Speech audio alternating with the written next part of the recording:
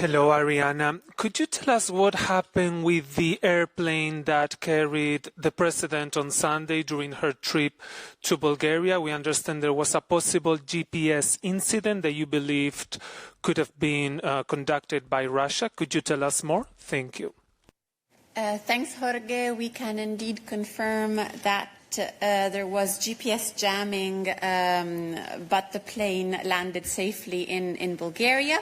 We have received information from the Bulgarian authorities that they suspect that this was due to blatant interference by Russia.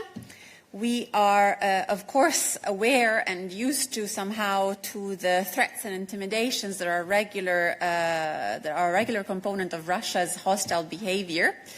Of course, this will only reinforce even further our unshakable commitment to ramp up defense capabilities and support for Ukraine. This incident actually underlines the urgency of the mission that the President is carrying out in the frontline member states these days. There she has seen firsthand the everyday challenges of threats coming from Russia and its proxies. And of course, the EU will continue to invest into defense spending and in Europe's readiness even more after this incident.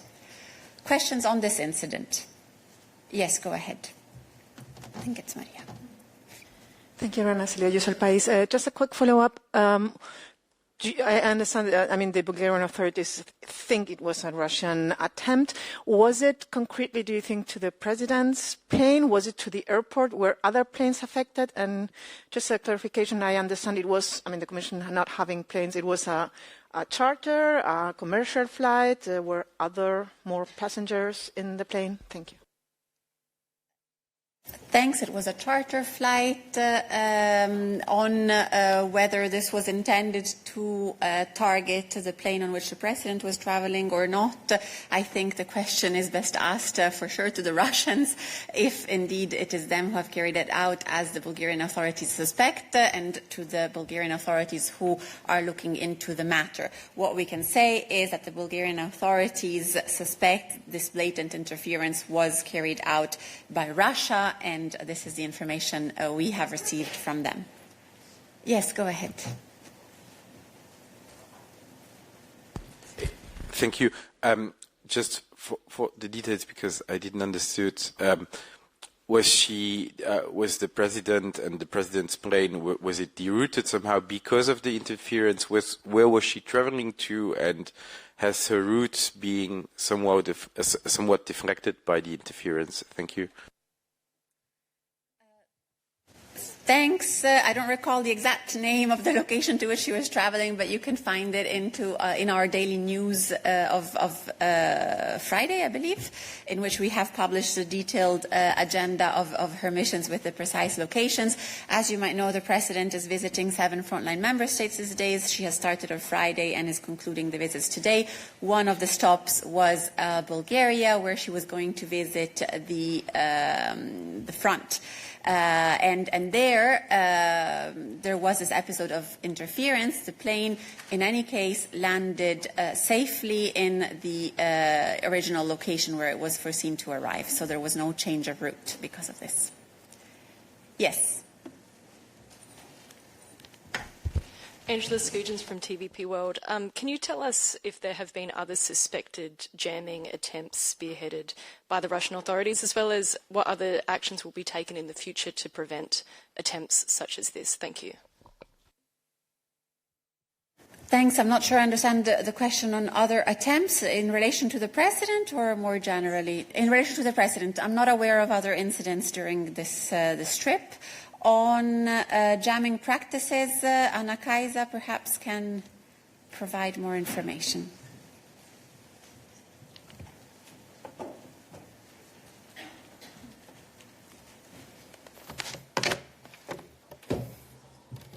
Thank you very much. Where are you?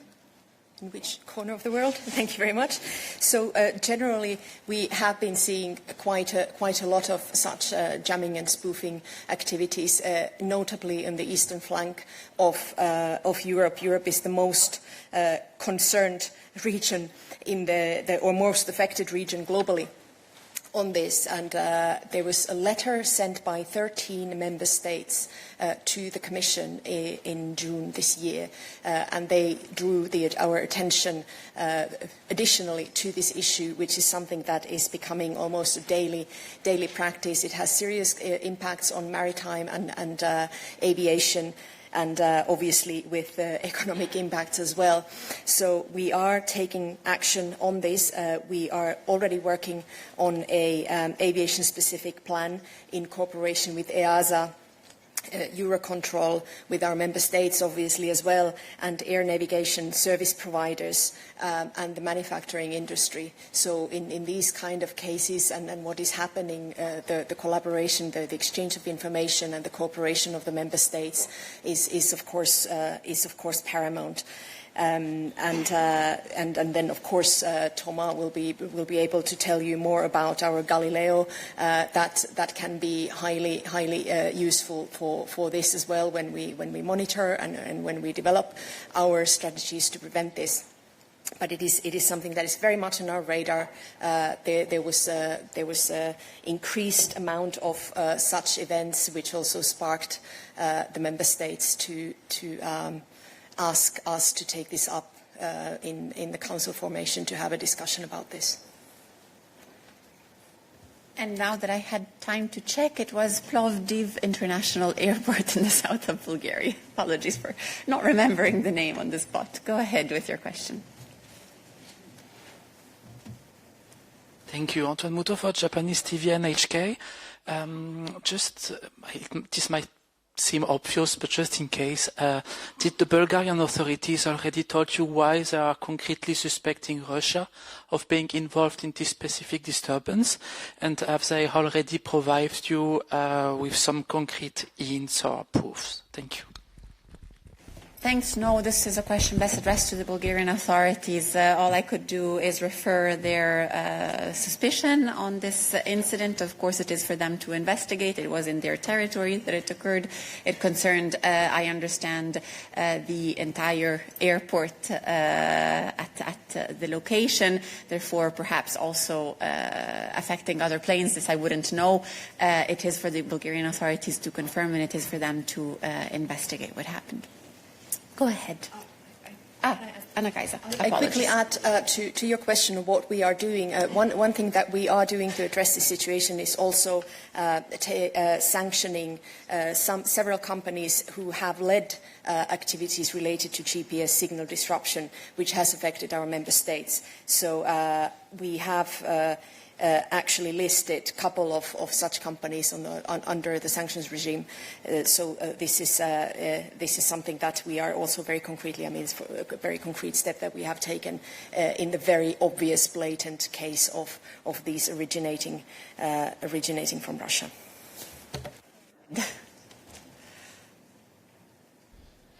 Florentin Colomb from Le Figaro.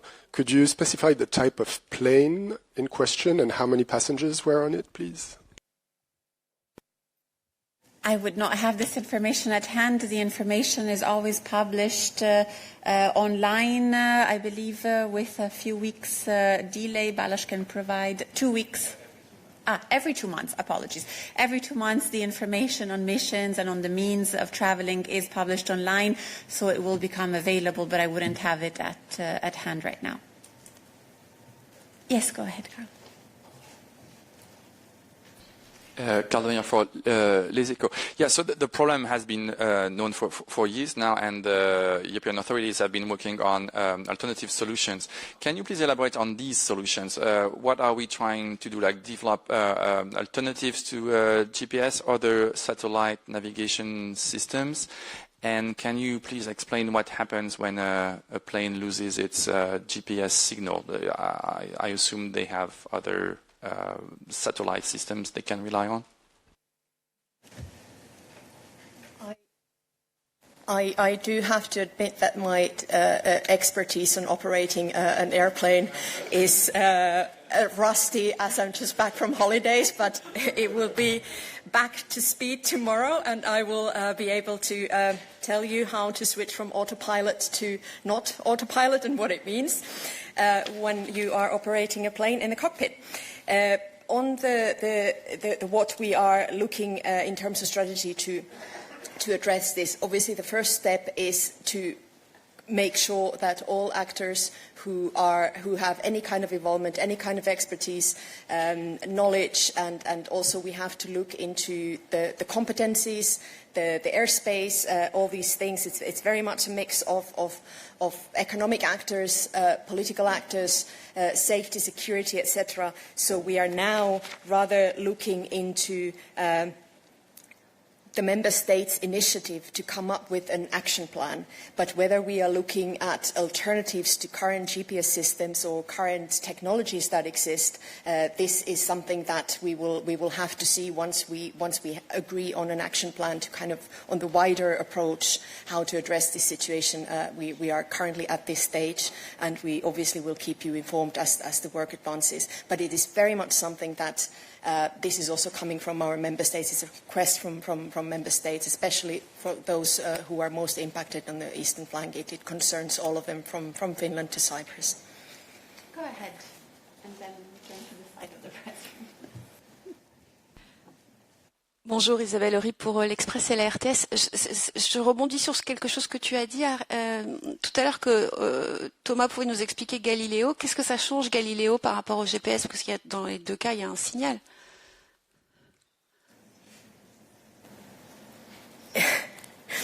It is basically, it's an additional method that we have at our disposal to have an overall imagery of overall, I mean, we can use it to have a snapshot of what is happening, how the airspace is used, etc. It's basically an imaging service, as we know, but I mean, it is something that we want to use as an additional tool when we are looking at this, because obviously it is an issue that has to be looked at very, very globally, given that this touches very many sectors, as I mentioned, not just aviation, also maritime. Thanks, Anna-Kaisa. We continue. Thank you, Kurmaier, for your active. Will the Commission seek redress through ICAO? Will it seek a whole of EU suit against Russia at ICAO? Currently, it's only the frontline countries affected by Baltic jamming that are seeking redress against Russia, like, let's say, stripping it of civil aviation frequencies. Will the Commission join this effort and spearhead further sanctions through that? What I can, you mentioned ICAO, they are also developing a global plan on this, and we clearly are contributing to that one as well, which is basically the strategy that that I mentioned that we are developing. It will be our contribution to ICAO's global plan, because obviously this is not just an EU issue. To what we are going to be doing on the sanctions, I would leave that commenting to colleagues, but we have already sanctioned some of these companies and individuals that have been behind these actions, and from the Commission point of view, that is one side. Sanctions obviously more for member states to agree on, but from our side, where our competencies are, is now to work together with our member states and with the actors that I mentioned to ensure that we do have an action plan, and then see what is possible. What is possible within the framework that we work in, to look for alternatives and look for more effective means to address this situation that clearly is something that is ongoing as we speak. Quick follow-up, yes. So the Commission response is to work towards an action plan to tackle this. This is one of the ways. The other way is that we have sanctioned specific companies, specific individuals behind these kind of jamming and spoofing, and then we have to also address the situation according to our competencies. And one of them is that we take input from our member states. We work with Eurocontrol, with EASA, as well as the air navigation service providers, and we come up with a plan. And then, obviously, the plan can include more concrete actions, something that have more teeth to really concretely address this. But for the moment, this is what we are doing.